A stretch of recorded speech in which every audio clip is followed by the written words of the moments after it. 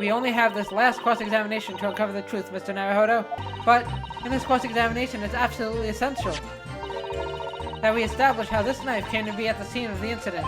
How this thing in my hand as usual at the time of the onslaught. Knocked it clean out with one of her soft projectiles, she did, yes. And when I went to pick the thing up, it was broken in two. I like to see a sponge do that sort of damage. The tip of this particular knife's blade is the very fragment of metal we discovered in the chamber of Mr. Garadev's pipe. The crucial point we have to ask ourselves here is, when did the fragment of metal find its way inside Mr. Garadev's pipe? During the argument between these two that occurred just as the victim was on the pavement below, Mrs. Garadev flung this knife at her husband. The knife missed Mr. Garadev, instead striking the pipe in his hand at the time. Then, after losing its tip, the knife ricocheted off the pipe and flew out of the open window.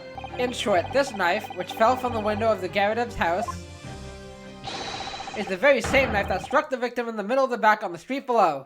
If the knife had struck her had fallen from above, it would have hit her head. There's no possible way it could have planted itself in the victim's back. This, the fourth book found at the scene. This is the final piece of evidence the defense will present. What would you do if you were walking along and suddenly a book landed in front of you on the pavement? She might have reached down and picked the book up. Then, in the very next moment, while the woman was still bent over picking up the book, the next object fell from the room above, the jackknife straight into the middle of her back. Very well, Mr. Suzuki Natsume, I hereby pronounce you not guilty! And you are accommodating no hotel at present, are you not? That's right. But we need to find lodgings before it bankrupts us. Would you consider taking lodgings with me? Really? What is up, ladies and gentlemen? I am the Story-Driven Gamer, and welcome back to the channel. Today we're going to continue with the Great Ace Attorney Adventures, and we've made it to the final chapter, the final case of the game, which is always the most fun, and the biggest and the grandest, the one that wraps everything up, hopefully. So, we'll see how it goes. But in the last episode, we did the second part of the trial. Or again, I guess the last two episodes. We got to interrogate, or continue interrogating, our two witnesses. And, we found out that they weren't just innocent witnesses just passing by. We already know that Rolly was a cop, and what we found out is that he actually moved the body, because the woman was actually killed across the street right in front of the Garadev's house, which is on his, his beat, his patrol. And so he didn't want to deal with it. It was his anniversary. I think it was like, what was it, the year anniversary or something, I guess, of their marriage. So they had plans and everything, and then this happened. The audacity, right? A woman had to get stabbed on that fateful day.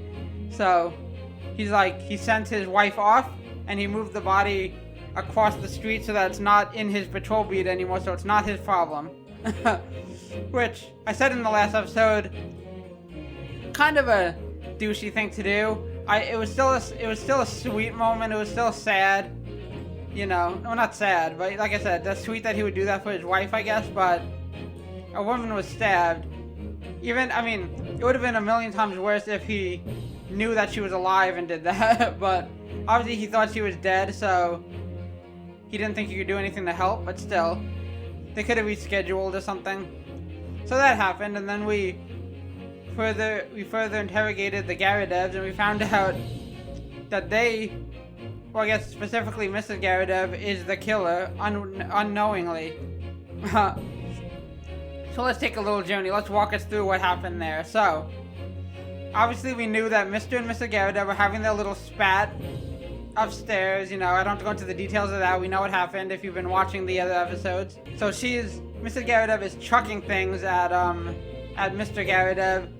One of them being that Lion's Pride book, which goes flying out the window. And then she also threw a utility knife at Mr. Garadev. It hit his pipe. A piece broke off, miraculously landed inside his pipe. Then it kind of ricocheted off his pipe, out the window, and just at the same time that this is all happening, our victim is walking by. She sees the book that fell. She leans down to pick it up, and then the knife falls on her back, and she's she's out for the count, but not dead. Thank goodness. Yeah, I mean that's Ace Attorney games have a lot of those kind of cases, right? Like those kind of ridiculous, like the stars align and things just work out, even though the chances are like 1,000,000 to 1 that it would just all work out that way. I don't know how I feel about that as an ending, but I would still rate this as maybe my favorite case. At least the most fun. I don't know, I just enjoyed it. I enjoyed the twists and turns. I like the stuff with Rolly beating his wife, moving the body. It was a fun case.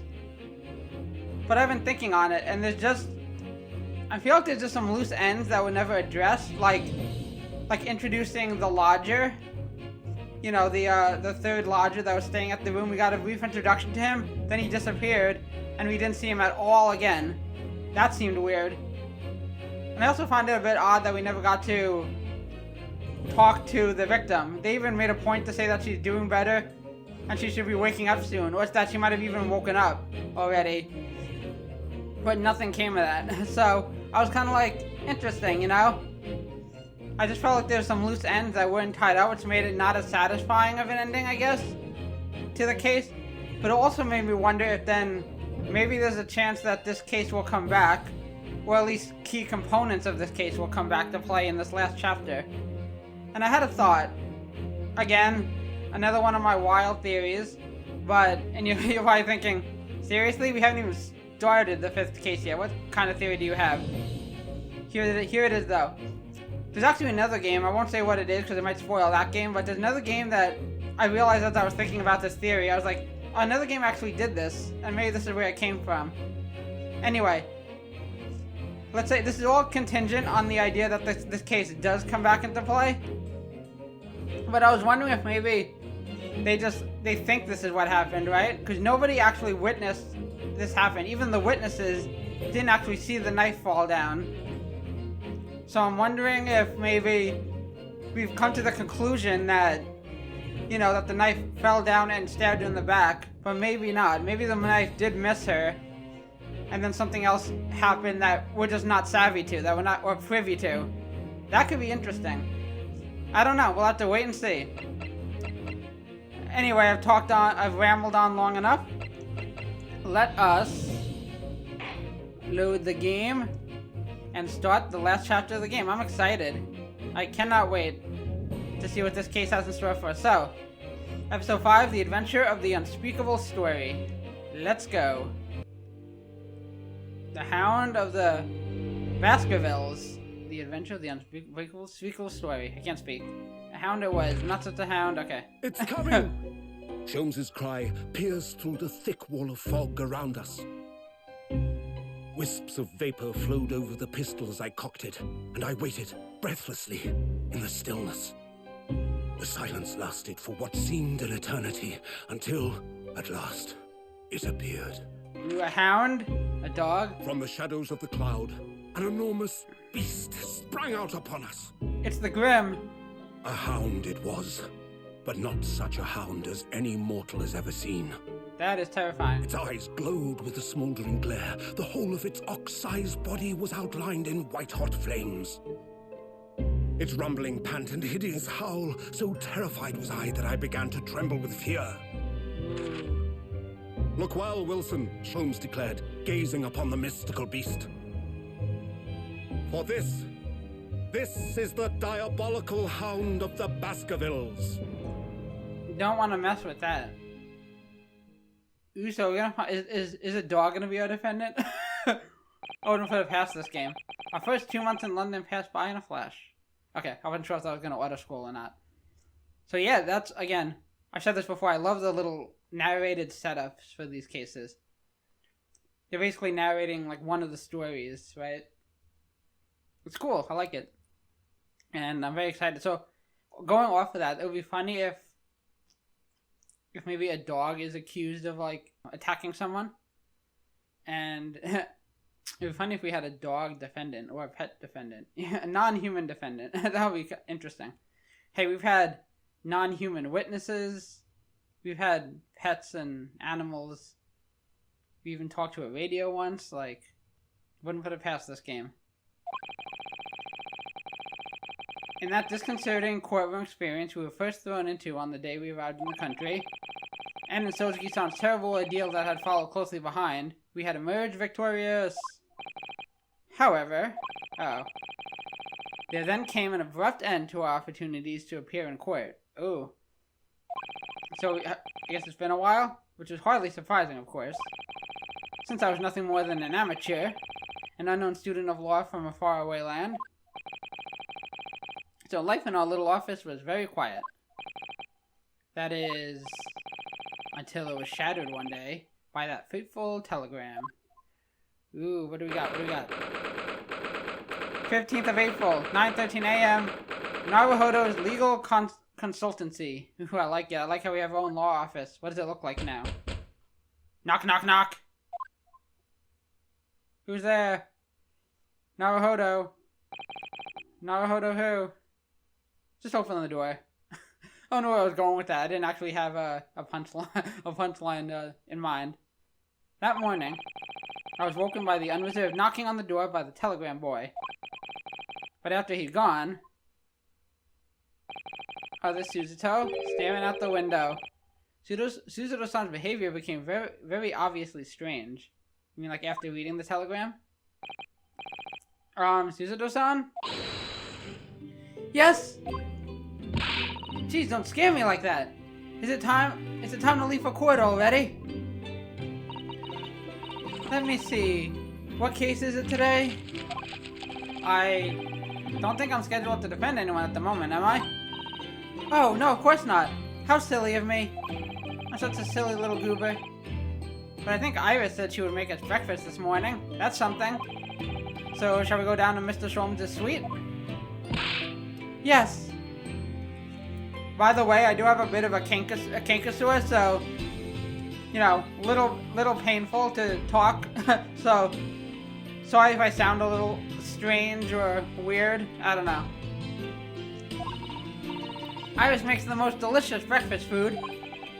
She does, doesn't she? And once our bellies are full, we can leave for court in fighting fit form. Let me see. What case is it today? Here we go again. See, it sounds like she has dementia. What's going on? Okay. I kind of want to talk to you. Have you seen my armband, by the way?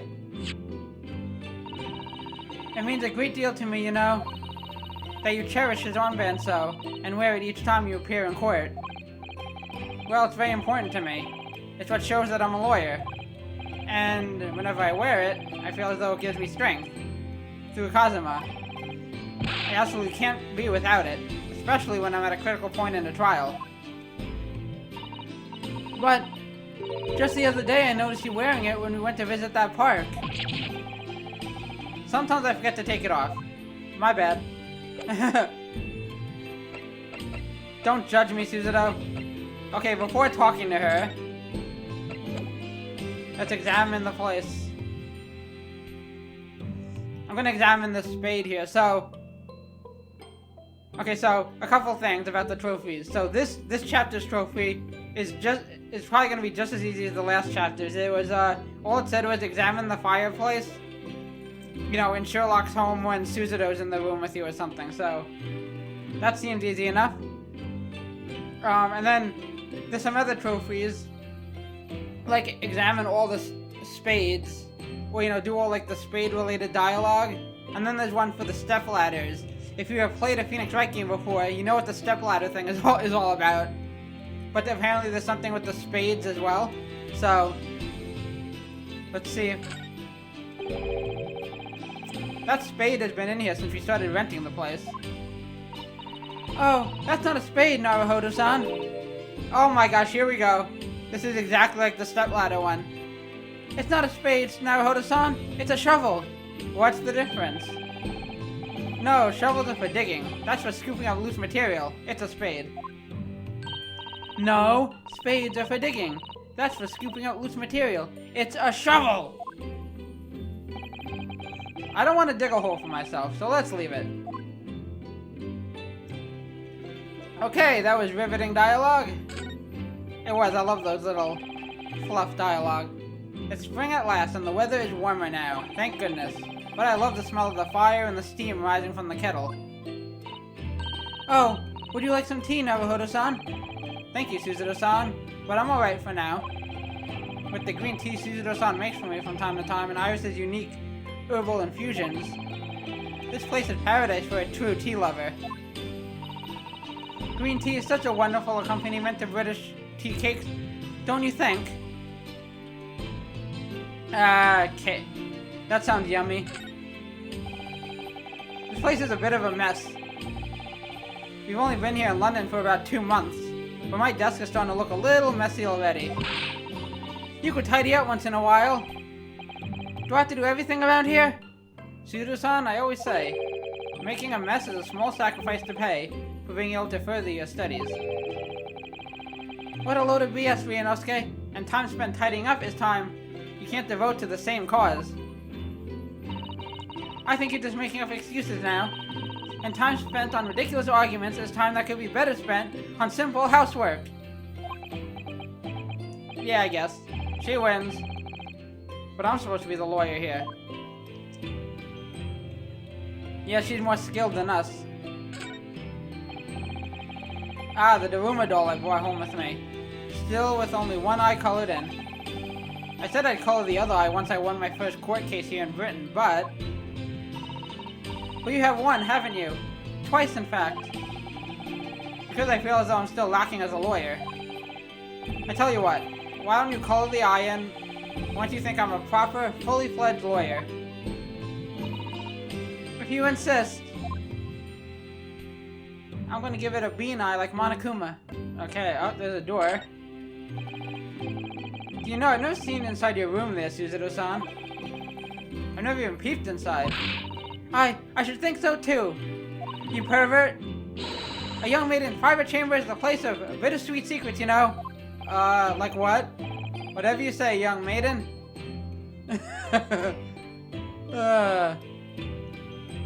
It's probably for the best, Ryunosuke. Or else there's a Suicidal takedown in your future. What's this?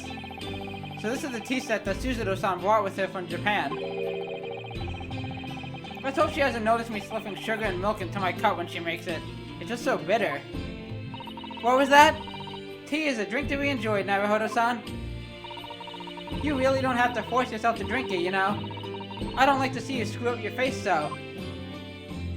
Okay, good to know. Okay, a table. Ah, this must be the telegram. Let's see. Ah! No, you mustn't look at that. Not under my circumstances. Alright, I won't. Jeez. I'm sorry, Naruhodo-san, but you can be very mischievous at times. She doesn't trust me. And put the telegram away if you don't want people looking at it. Gosh. Okay. I think that's it over here. Is that a fish tank? We were rather lucky to find that old aquarium left behind here. The prawns we put in there are doing rather well. And the anemones too. It's a wonderful invention, isn't it? The sea behind glass inside your room. Another example of Great Britain's greatness. Having to clean it out and change the water isn't so great though, is it?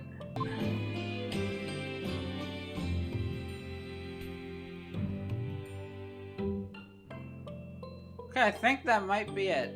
So let's go ahead and talk to Suicidal. So, what was it about? The telegram that was delivered this morning, I mean. Oh, a telegram? I don't know what you're talking about. I don't know what you... Exactly. I don't know what you're talking about. Silly Ryunosuke. Right. Sorry, but you're not going to get away with that. Well, I didn't think I would, Baka. Actually, don't give it a moment's thought. It's nothing. Nothing interesting. Boring, in fact. A snooze fest. It was just a boring old telegram. That's 3 times now that she's tried and failed to convince me it was nothing.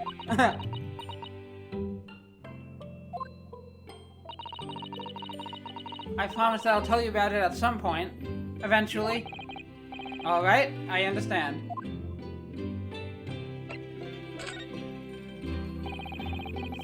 I suppose Suzuki-san will have arrived back in Japan by now, won't he? Yes, I should think so. He left immediately after that terrible ordeal. Which would mean he should have completed the voyage already, or be just a few days away. A fortnight ago, we had that very long telegram for him, do you remember? Complaining of seasickness? I can picture that. But by and large, it seems the voyage has been going well. Is something wrong, Naruhodo-san? I was just wondering what might have become of Suzuki-san had he stayed in London, that's all. You mean, as regards to Lord Van Zykes, the Reaper? Yes, I can't help wondering if seasickness would have paled into insignificance in that case. Yes, let's talk about him some more. Van Zykes. So I'm very curious about him though, like, he doesn't seem like a bad guy, but I am wondering where this Reaper of the Bailey thing came from. And if he's actually doing anything like taking vigilante justice into his own hands and actually getting rid of, you know, defendants he feels are actually guilty. Maybe it's a misunderstanding, maybe something else is at play. What is it they say, that no one stands in the dock can be saved from the Reaper, right? Yeah, like that happened. Like the way that Nightmare's trial ended on the very day we arrived in London. Even 2 months on, the cause of that dreadful fire is still a mystery. Yes, but at least Suzuki-san is safely out of the country. Now, presumably that means that the curse of the Reaper can only take effect within the confines of the city of London, perhaps. So see, that's the thing, like, I feel like a lot of these cases have kind of loose ends, especially that one. Like, we don't know where that fire came from. I'm assuming that'll be answered in this case. Hopefully along with some of my other questions regarding Van Zykes and some of the stuff in the previous trial. It has me excited though, because, like, I feel like the story as a whole has been focused on Ryunosuke and his journey to becoming a lawyer, but there's been lots of stuff happening behind the scenes too, that I feel like we'll get payoff for in this case. Who knows, maybe even the next game, we'll see. Even if that's the case, it's a little comfort. I have a terrible sense of foreboding. If the legend of the Reaper is to be believed, it would mean he wields the sword of justice himself. Come to think of it, I wonder what he's been up to these past 2 months. Surely not wielding that sword against more acquitted defendants. Okay, so it's been 2 months. No, I don't think so. Apparently Lord Van Zykes hasn't appeared in court once since our last encounter. Oh? Yes, since Suzuki-san's trial, he's withdrawn from judicial service again, it seems. Interesting. Really? Just like before, when he wasn't seen in court at all for several years. So it's just been me who's had to face him in this recent spate of trials then? Ugh, just my luck. So I wonder if he came back to court just because of me? That's weird. I wonder if luck doesn't come into it. Sorry? What was that? Oh, nothing. Never mind. Okay, she knows something. Oh, that it? Now where? I guess I didn't try leaving. Can we go somewhere? Oh, we can. Oh, we can go downstairs. Makes sense. The home and office of the world-famous great detective and his young companion Iris. I've seen people from all over the globe come to engage his consulting detective services. When you're ready, let's go downstairs for breakfast. I am indeed ready. 15th of April, Sholmes' suite. Morning, Runo. Morning, Susie. Ooh, is that Sholmes? Good morning, Iris. Iris? What is it, Runo? What is that terrible noise? It sounds like a cat being strangled. Oh, silly! That's the great Herlock Sholmes. Isn't it lovely? Ah, yes, you noticed that, did you? I thought you said he was good. Hurry isn't in the best form this morning, it seems. Okay, good, he stopped. Aw, he looks all depressed. Hello. Hello? Mr. Sholmes? This is unlike him. Good morning. Wonder what happened. Oh, look at him. Oh, gosh. I'm not used to seeing like this. A good morning to die, perhaps? Life sucks, doesn't it, Ryunosuke? Sure. Has something happened, Mr. Sholmes? You look miserable, and the way you were playing the violin before sounded like death itself. Huh. My analytical mind is dead. Music is dead. The world is dead. Oh. Damn this blasted existence. Okay, good talk. That's all it is, my dear fellow. Nothing of consequence. Should we go back upstairs, Suicidal? I'm afraid I don't understand.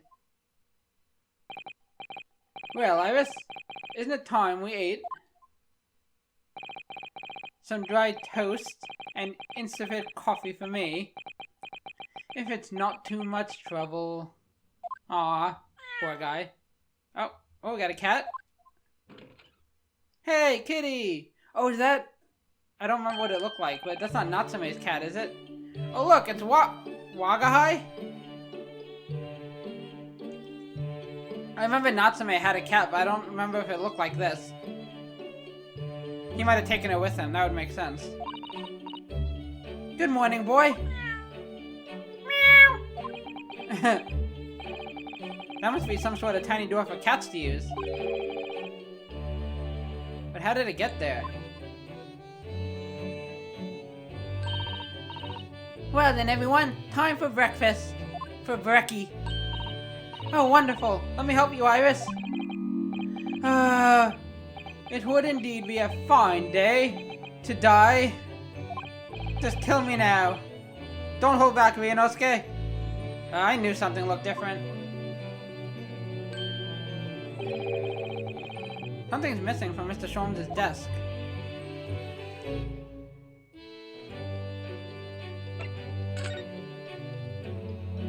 Would looking at my armband make you feel better? It cheers me up. Mr. Sholmes, could I ask you for your opinion about this? I'll take that as a no. You lure me to raise my languid head with the promise of some mental exaltation. Yet in my morbid depression, I am confronted with the most mundane of problems. Oh. Okay. My mind finds greater stimulation in the unforgiving monotony of the floor than in your miserable offering. Always glad to help. Oh, my head weighs heavy on my shoulders. Okay. No presenting for you. Hello, Iris.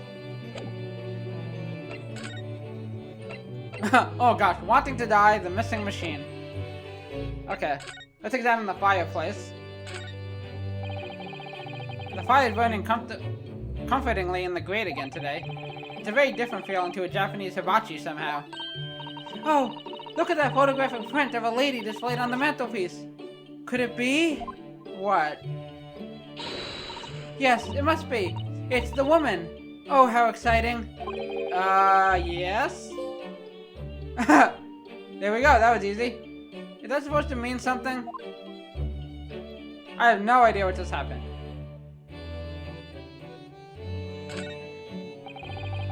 Looks like that huge metal chest is being used as a table for tea and coffee. It seems very sturdy, with an equally sturdy lock. Mr. Naruhodo, you mustn't go around opening things. I didn't. I always have to keep an eye on you, don't I? You're very mischievous. How did you come to that conclusion? I'm watching you, Naruto. These are all mementos of Mr. Sholmes' past cases, I think. If you've been involved in my case, I wonder if the beefsteak from Le Carnival, there we go, would be on display here. Haven't had to say that in a while. A mystery shoe, a curious hammer, some mysterious dancing men, a bust of Napoleon. Ah, what an entrancing collection. It looks like an untidy assortment of junk to me, rather like what's on my own shelves. But to each their own. Well, you really ought to learn to keep your things in order, Mr. Naruto. No favoritism there at all. Mr. Sholmes is more of a man than you'll ever be, Ryunosuke. Okay. There's all sorts on these shelves. Chemistry apparatus, books, papers, and lots of things I've never seen before. It's all heaped up so high I can't help feeling that the whole lot is going to topple at any moment. Oh, it's such a charmingly untidy collection of paraphernalia, isn't it? It just looks messy to me, like my desk. But you, Mr. Naruto, must learn to tidy up after yourself. No favoritism there, then. Again. Suicidal will never see me as a worthy man, worthy gentleman. Let's examine the board here. This is where Iris notes down ideas, isn't it? Let's see, what does it say today? Ah, the Boscombe Valley Mystery. Oh, how intriguing! It must be the title of Iris's latest work. Oh my, I wonder what fantastic tale awaits us. Suicidal-san looks like an angel, but I bet she's dreaming of the most unsavory crime you could imagine. Oh, we don't get to actually read it.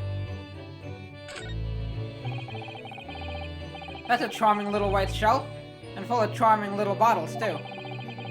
But the contents of them aren't quite so charming, it seems. Science is the future, Mr. Naruto. You can't deny it. I'm saving my money so that I can buy some chemistry apparatus as well.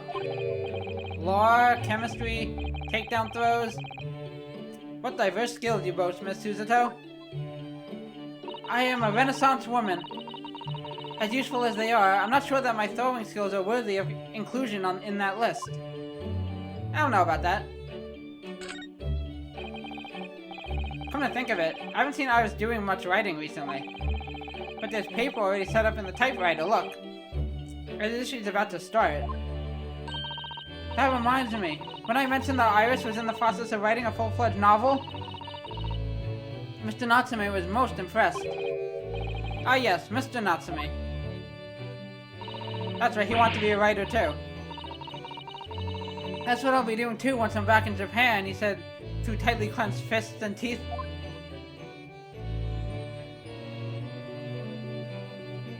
Okay. Iris' beautiful tea set is there on the table as usual.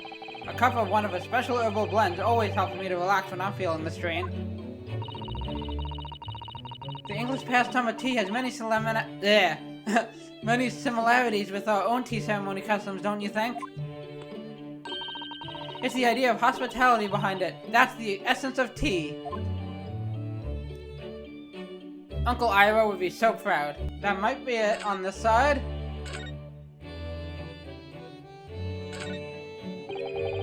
Look at Mr. Sholmes' desk. It's completely clear. Isn't that enormous machine usually on it? We can never hope to understand what goes on in the great detective's mind, Mr. Naruto. Why, next time we're invited, we may find he's vacated the entire suite. You never know. That's scarily plausible, actually. You never know with this guy. Okay, I think that might be it. I already examined this. What can I do you for, Iris? Okay, let's talk about Wagahai. Mr. Natsume's cat seems to have settled into his new home then. Oh yes, and I've become very attached to little Waggy. Wag wag. Huh. It would appear his previous owner has completely forgotten to him. Cats are unfeeling creatures. Their mews are as empty as the hearts of the muses. Oh, look at her! If Mr. Natsume had no intention of taking Waggy back to Japan, I wonder why he kept him in the first place. I expect he would have taken him if he could. But pets are strictly forbidden aboard steamships in our experience. And for good reason. Terrible things can happen if the rules of passage are not obeyed. Yes, we saw that firsthand. Well, I don't mind, because Waggy is adorable.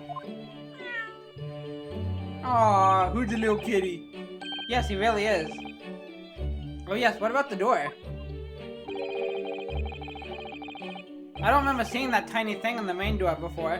Where did that come from? Oh, you noticed? You are observant, Runo. Look, I use this. It's my latest invention. Oh, my favorite song of the game. What? What is that? I call it the cat flapper-mat. The flapper-doodly-doo. Gosh, a machine for making doors just for cats? What will they think of next? That's right. They can make a cat flap for a little furry friend like Waggy in seconds. And they can do it any door at home, no matter what it's made of. It's very powerful, you see. Wouldn't it have been quicker just to make the cat flap, rather than making a machine to make the cat flap? You're no fun, Runo. Well, yes, maybe. But now I can make cat flaps anywhere I like. Oh, I think it's wonderful. You must make one for us in the door of our office upstairs, Iris. Yes. We want frequent visits from cats. She really knows how to come up with unconventional inventions, this girl. Hee hee hee. That's right. Okay. I'm always down for talking about cats. Back to this depressing sap. Okay, why do you want to die? You seem to be very unhappy this morning, Mr. Sholmes. What's happened? My life sucks. It used to be the case that in my hands, this violin sung like dawn chorus. Its melodic tones would make flowers bloom. It would. But now, the muses are unamused with me. The goddess of music has thrown me over. Whatever do you mean, Mr. Sholmes? You're making no sense whatsoever. 4 hours have bowed, 4 days even, or bowed. Through the night I have endeavored to no avail. That sound, my tone, is lost. That brilliant, clear, unwavering tone, gone forever. No more recitals of unbridled emotion.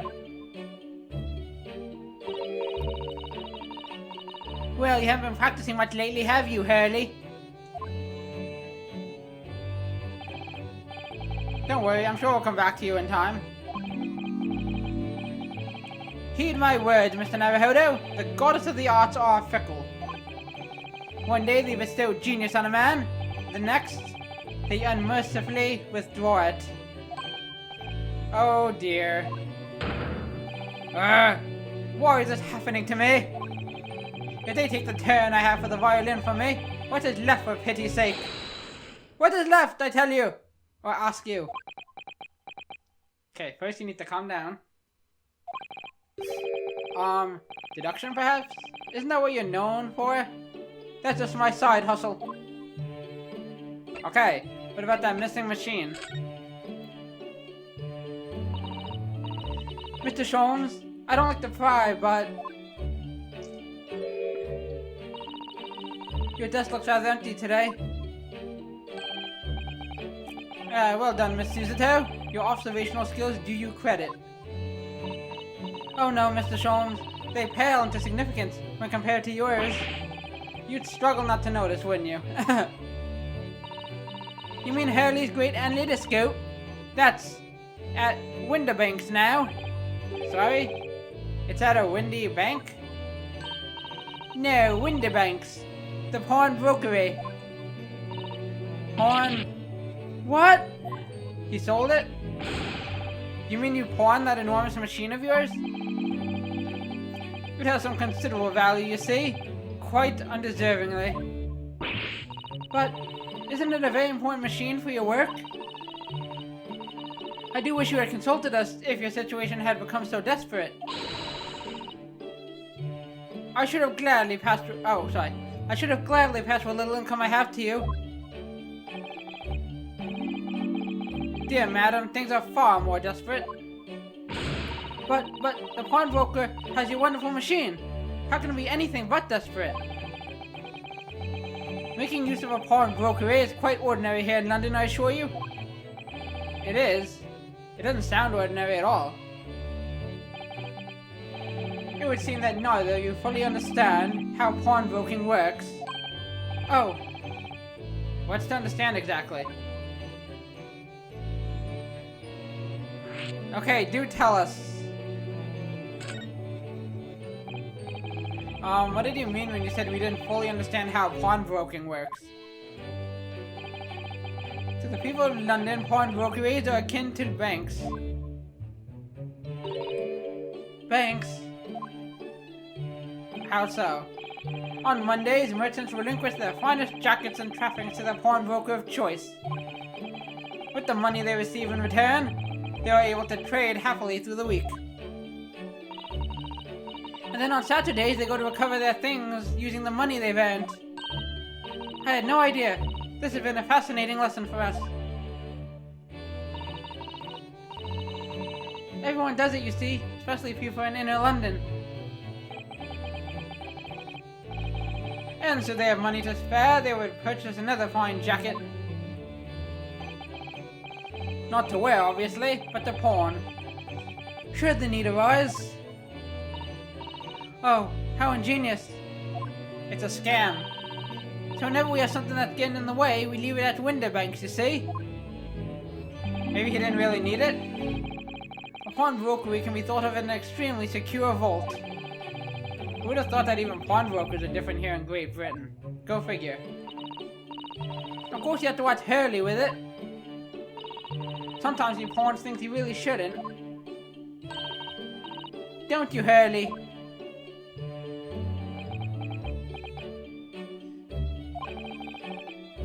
What does it matter? The world is dead to me now.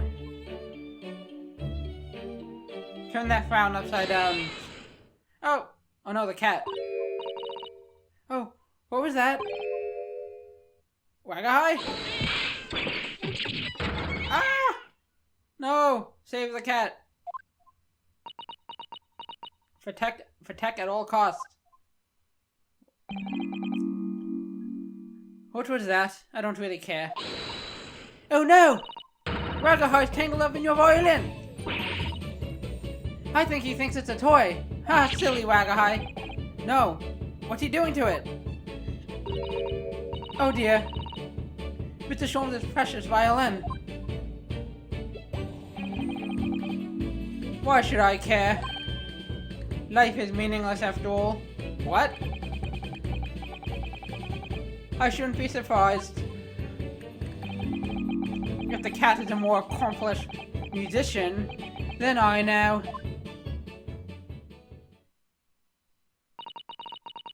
Mr. Sholmes really is in poor spirits, isn't he? Well, anyway, I'll put it back where it lives, shall I, Hurley? Out of the cat's reach if possible. Maybe we should assess the damage. Okay, so I guess we have to investigate. So this is the violin, is it? It's a Stradivarius, one of the finest violins in the world, made by the renowned Italian luthier Antonio Stradivari. Oh, I see. It doesn't really look like anything special to me. I happen upon it covered in dust, languishing in a pawn shop down a nondescript back alley. the broker had no idea of its value. So I was able to purchase it for a mere 55 shillings. How honorable of you. And until today, it has been my faithful companion in every great Paganini-inspired performance I have made. I ask you, is there reason to live in a world devoid of music? To tolerate this blanched existence? No! There is none. Okay. Mr. Sholmes? What, dear madam, what? My thoughts are preoccupied with fancies of release from this dull routine. Well, it's about the violin. It looks very different to normal, don't you think? Huh? Does it? What do you mean, Miss Suicidal? Uh-oh, why is the intense music going? Oh, Susie's right! Yes. The tone of the wood is completely different. And that's not all. I'm sure there was no crack here before. Wait, it's not even the right size, is it? What's this?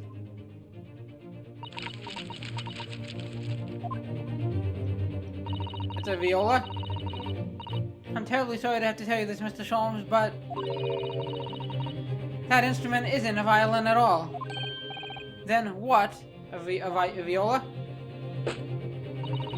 I believe it's an entirely different instrument called a viola.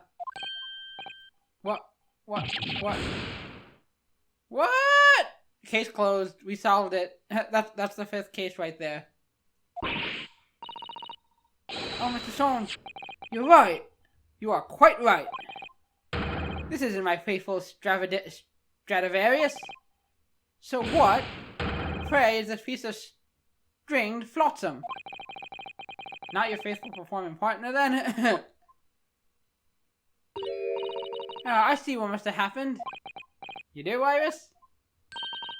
This is just a simple mix-up. Sounds like Iris might be able to tell us exactly what's happened if we ask her. Okay, let's go. Tell us about this mix-up. What do you mean by a mix-up, Iris? Well, you see, this this viola, I mean, was at Winterbank's until last week. At the pawnbroker's? Not Mr. Sholmes' beloved musical partner. How could you? There's a proverb from the East with which you are no doubt familiar, my dear fellows. Always let her beloved child travel. Okay. Yes, indeed. So you send your beloved violin to the pawnbrokers in the hope that it would experience personal growth? Oh, what a wonderful idea. No, actually, it's a terrible idea.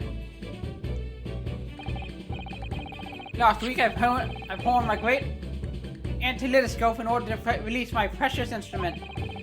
But it would appear my Winterbank mistakenly furnished me with this tawdry fiddle instead. But my ears cannot be deceived by the whole timbre of that piece of timber. I see what you did there. No, but your every sense was deceived by the fact that it just had strings. Pshaw, a fine state of affairs this is, and why I always say, Mr. Naruhodo, never trust a pawnbroker. They will try to fiddle you every time. Puns galore. But earlier you told us that you could think of a pawnbrokery as an extremely secure vault.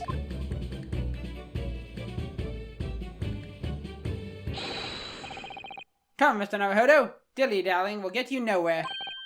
Sorry? Crunching your toast with that vacant aspect? Pressing your coffee so obtusely? Are you not a little embarrassed by your own conduct, considering the urgency with which we are faced?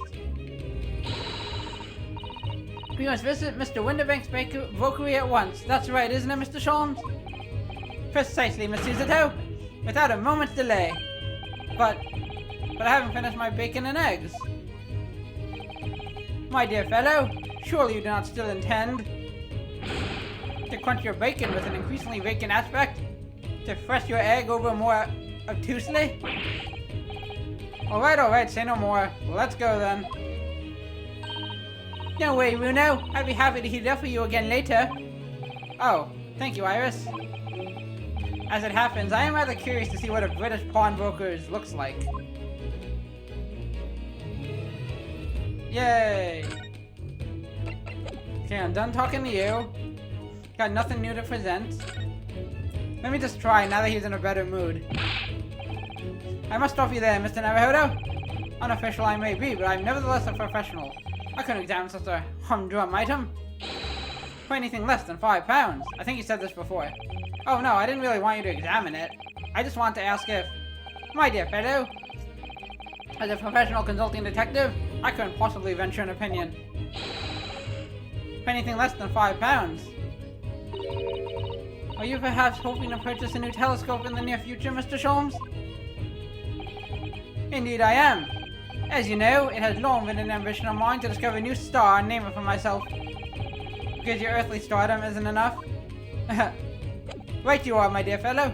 Okay guys, I think I might end the video now. I know it's a bit shorter than some of my others, but like I said at the start of the episode, I have a canker-sore that's been giving me a bit of pain, and I applied some of that, you know, that like canker-sore ointment or whatever before I recorded, but it wore off pretty quickly.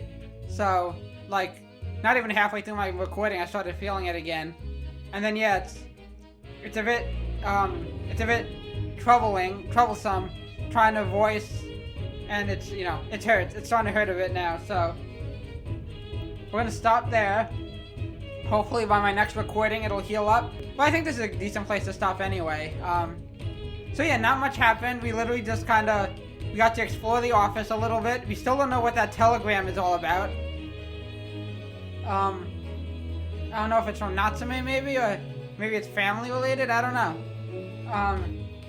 But yeah, and then we came down here. At least Sholmes is out of his funk now that he knows what's wrong with the violin, or the viola rather. And I'm excited to see where this case goes, because we don't know, we don't actually have a case yet. So that'll probably come a bit later on. So I'm excited to see where the case goes from here, and what, you know, and what's gonna happen. Maybe we stumble upon a dead body ourselves or something. Only time will tell. So thank you guys so much for watching. I really appreciate it. Again, I apologize for the short video and for my canker-sore. If I sound a bit funny, it's because I had to, you know, I'm kind of in pain as I talk.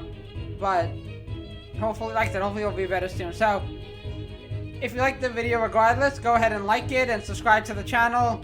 Hit that notification bell so you know when more videos go up. And of course, share the video. Please and thank you. And I'll see you all next time. Take care, and bye-bye.